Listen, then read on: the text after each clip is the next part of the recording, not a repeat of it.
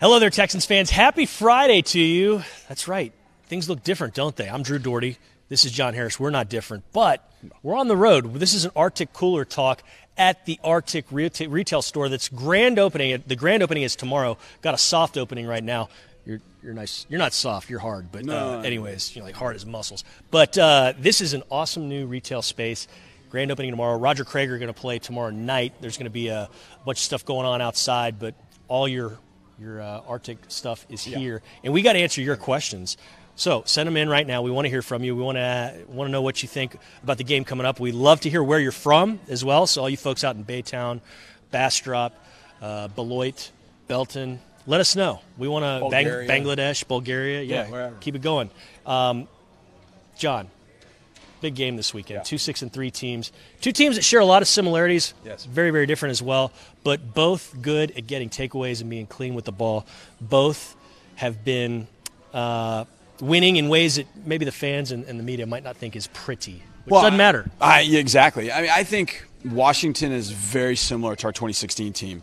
I remember 22 years ago, we were winning games. We beat them close. We'd beat the Lions by 7. We were beating the Bears by 9. We didn't run away with any one win. We beat the Titans by 7. But then when we went on the road, we got hammered. The Patriots, the Vikings, the Broncos, they just hammered us. And that's kind of the way it's been for Washington. When they lose ugly. Absolutely. But they have the same formula, which is the defense is going to dominate and turn teams over. Quarterback not going to try and hurt them as much, and then they're going to rely on the run game and get whatever they can out of the offense. So they're very similar to our 2016 team.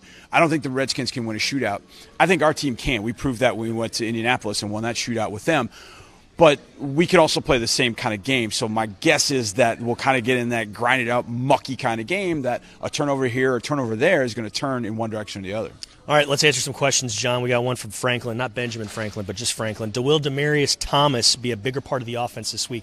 Yes, he will. He knows more of the offense, knows more of the playbook, and now he's had a chance to work with an extended period of time with Deshaun Watson. Yeah, no doubt, and I think that helps, just more time. I think going into the bye week, Demaryius is able to take the playbook home, learn the basics, learn what Oscar means or learn what Ralph means or whatever terms the Texans end up using. He's going to understand those terms because I guarantee you probably heard him in a huddle and kind of looked at Deshaun and went, I don't know, and there were a few times he even admitted to it, that he said it, and his quote was he brain farted. Time out. Can you imagine how terrifying that might be? You got 80,000 fans going on. You're in a high-pressure situation in a news. It's like your nightmares of being naked at a presentation or something. Oh, there's no question. And you could see out on the field where there was one time where Bill O'Brien had to burn timeout to make sure, but he was on the same page. And I know Deshaun had to go walk over and he talked to Demaryius. DeAndre talked to Demaryius. But what happened in that second half, I thought, was not atypical, and that was offense was doing some things. They wanted to expand, and Bill O'Brien's just calling plays that he was accustomed to calling. And then it's like, oh, wait a second, we got Demaryius out there. Okay, everybody's got to help him get lined up. And I think you'll be over some of that. You'll have another week of game plan in. You'll have an understanding of the playbook. So to me, with Demaryius, and the one thing with Demaryius, it's sort of a domino effect because of what they want to do with Hopkins.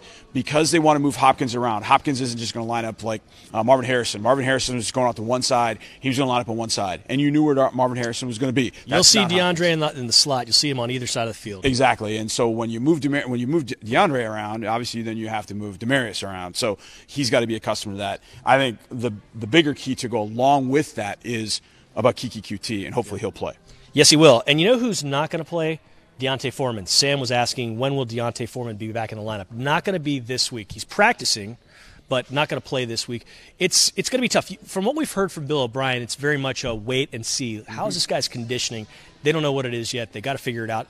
They have, about 19, 18 days to decide whether to put him on the 53-man roster or to put him on injured reserve. And that's the key here. He's still on PUP right now, but this 21-day window is a practice window. It's a football conditioning window. And when you say conditioning, I know a lot of people say, well, how can you not be in shape? You just run all day long. It's not quite that. It's football shape. And as a running back, the amount of hits that you're going to take, it's that kind of pounding that he hasn't had to do since that November afternoon against Arizona. That's the last time he's been tackled or hit or run the football. So he has got to get himself in condition for that. That's the thing. And how many plays can he handle of that? Could they put him in the backfield for an 8-play drive and he carries the ball 4 times on that drive? Is that something that he is going to be able to handle? So I kind of felt like after the bye week would be that time for him. And the more I thought about it, I keep that Titans game on Monday night is the one I just had circled and thought, okay, that's when I think he'll be able to come back. And I hope he's able to come back, because it would be nice to have a Deonte Foreman package ready for the Titans, who I don't like. Amen to all that.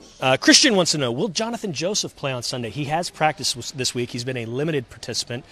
This guy's tough as beef jerky, because how many times have we seen him over the years get knocked down during the game, exit first series, shake it off, and come back in? He's done that so many times. Had to miss the last game because of the injury, but I think there's a very good chance he winds up playing this week. Not certain yet, but I think there's a really good chance. Yeah, there's no telling whether he's going to be able to go 100%. Even if he does play, I don't think he would go 100%. I would think he'd want to, but I don't think they should let him. But the good thing is Sharice Wright has been playing pretty well.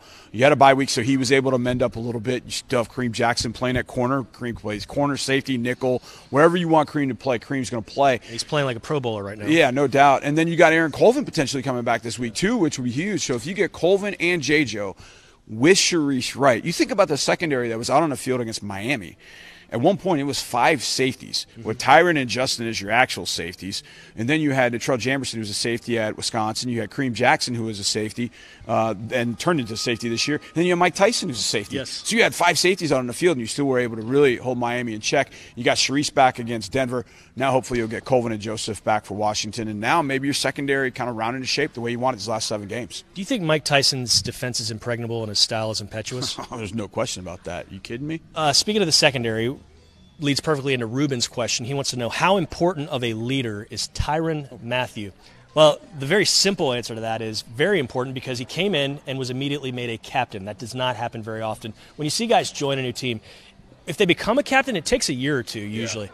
That's not the case with this guy. He leads on the field with his play, leads off the field with his talk, et cetera, et cetera. He has walked the walk, talked the talk, whatever cliche you want to use. He's been a great leader. No question. I think, Drew, you said it best about Tyrann. He's been the guy that he speaks before games. He knows when he has to step back, and if JJ wants to talk or Hop wants to talk, he understands that. But he also knows his role for this team this year as a leader is huge. And it was one of the things when they signed him, when he walks in the building and you see him, you're like, "That's Tyrann Mathieu? Man, he's not very big." But it's not that speaks volumes. It's the way he plays. It's swagger, whatever you want to call it. He plays like a big guy. He does. He plays like a big guy. He's the guy I want first off the bus. And then followed by Clowney and Watt and Hopkins and Watson. I want him off the bus, because everybody in that locker room follows him. Because what he's been through, the adversity he's faced in his life, and gotten through it, he's a role model for these guys. And when we talked to Deshaun Watson last spring, and we talked about various things, we said, "Hey, what about having Tyrann Mathieu?" And he said, "My 3 favorite college football players when I was growing up were Tim Tebow, Cam Newton, and Tyrann Mathieu." Go to YouTube and type in Tyrann Mathieu LSU highlights, and you'll see why Deshaun said that. You'll see why he says that. You see why I said that. These guys remember that. They were in junior high, high school. Some of them were even in the NFL when this was going on, college as well. They know what a playmaker he was. He's got skins on the wall, too. That's another reason he's really, really respected. Okay, got an offensive line question, and that's from Danny. Is the offensive line pretty much set at this point? I think it is. I think it kind of is for this season. Now, you're always going to go out in the offseason and try and improve and try and upgrade, but I think they're clearly playing a lot better than they had at the start of the season. Now, they gave up a few sacks against Denver, but one of those guys is going to be in Canton, and if Bradley Chubb plays the way he's playing, he's going to be there too. They played against 2 excellent players that they're going to make plays sometimes, like DeAndre Hopkins when he goes against Jalen Ramsey. Those guys are each going to make plays against each other, so you kind of got to put an asterisk, or not an asterisk, but remember who they were playing against when you think about what they look like in Denver. Well, here's the other thing, too. So those guys this year have faced DeMarcus Lawrence, Yannick Ngakoue, Cameron Wake, Von Miller, and Bradley Chubb. 5 of the best pass rushers in the NFL. How many total sacks did they give up to those guys? How many, John? 2. It's pretty good. Like 2 guys right here, 2 sacks. That's it. Now, they both came against Denver, so they held those other guys sackless. Now, the offensive line has done a really good job. They all will be quick to tell you running backs have been very helpful. Tight ends have been exceptional. It's been a team concept to really protect Deshaun Watson and allow him to throw the football. But those guys have been one-on-one plenty. Kendall Lamb, Julian Davenport on the edge, they've been one-on-one with Chubb, with Miller, with all those guys, plenty. And the sack that Von Miller got was not against Kendall Lamb. It came when Lamb went out of the game. So from that perspective, I think his line has grown together. I think they've all found a role. Greg Nance had to step in when Zach Fulton was banged up. He had to step in when Sidio Calamete was banged up. So if any of the guards or Sarah Nick Martin has to come out, Greg Nance goes right in. And you got Martinez Rankin right now as a 6th offensive lineman. When they want to run with that scheme, they go ahead and do that. So that offensive line, I think, has really kind of found its role, and hopefully they'll stay healthy. But I think they're really kind of finding their niche, and they'll get better and better as they continue to play together. Bill O'Brien said, I think too much is made of that, of the continuity and synergy. I don't want to disagree with Coach, but I sort of do on this one. I think it's more about when guys haven't played together much, I think they need that continuity. Yeah. And they got a mighty task and mighty test again this week. Ryan Kerrigan came in the same year as J.J. Watt. Has not missed a game in the NFL, John. He's part of the defensive line up front. They got the guys in the middle they call the Alabama Wall. You got Unitas. Is it Unitas or Ioannidis? Ioannidis. Yeah, he's got 7.5 sacks, and this guy's good. So another big test, but, hey, they're going to be up for the challenge. Let's do a few shout-outs. We got LJ from Lexington, Kentucky. What's up? Todd from Chesapeake, Virginia. John from Coos Bay, Oregon. What's up? You know who's from Coos Bay? Prefontaine. Boom. Runners here. What's up? Rusty from Santa Fe, Texas. Ryan from Corpus Christi. Carol from Peachtree City, Georgia. Cody from Aberdeen, South Dakota. Rashad from Charleston, West Virginia.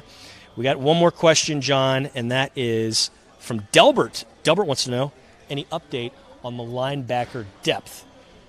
I wouldn't imagine that Zach Cunningham's going to play in this one, so I think your depth is going to be pretty much the same as you saw last week. And they had a pretty distinct way they went about it, and that was when they were in base, Brian Peters was on the field because they were expecting runs. So I wouldn't be surprised to see Brian play a decent amount. Brent Scarlett went in there, nickel. Now, Brennan can play back there as well. I mean, he's 265 pounds. Yeah. He could play next to B-Mac when they anticipate run as well. So I think you'll see Peters, you'll see McKinney. And then when Washington's got to throw the ball, they might go nickel, and then you might see – heck, you might see Kareem Jackson bump down in there. You might see Tyrann Mathieu bump in that linebacker position. They do it on the other side with DJ Swearinger. They bump him into a will linebacker position when they go nickel. So you could see that as well. So I would imagine Peters and McKinney. And don't forget about Josh Kives. He had to come into that Miami game and filled in pretty well. So I think he baptized Brock Osweiler. he did that. It's not as if Brock hasn't been hit like that before, but he got hit that time. But I would think as those guys, I would be shocked if Zach Cunningham plays.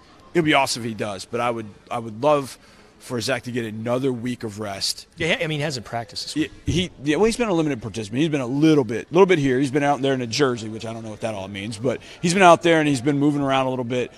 And with a Monday night game, you get a day and then the night game, so you get a little extra time to get ready. So hopefully he'll be ready to go for Tennessee when they're going to need him against Derrick Henry and Deion Lewis. You're always going to be ready to go. Man, you kidding me? I'm always going to be ready to go. Thanks so much for checking us out here on this Arctic Cooler Talk. Thanks, Matt Lombardi, for shooting this. Eric Santanesensio for feeding us these questions. Jay McDevitt, beep, boop, boop, boop, beep, boop, hitting those buttons. And thank you again to Arctic for having us. They're opening up, grand opening tomorrow, soft opening right now. It's out on Hempstead Highway, and we appreciate you. We'll see you next time.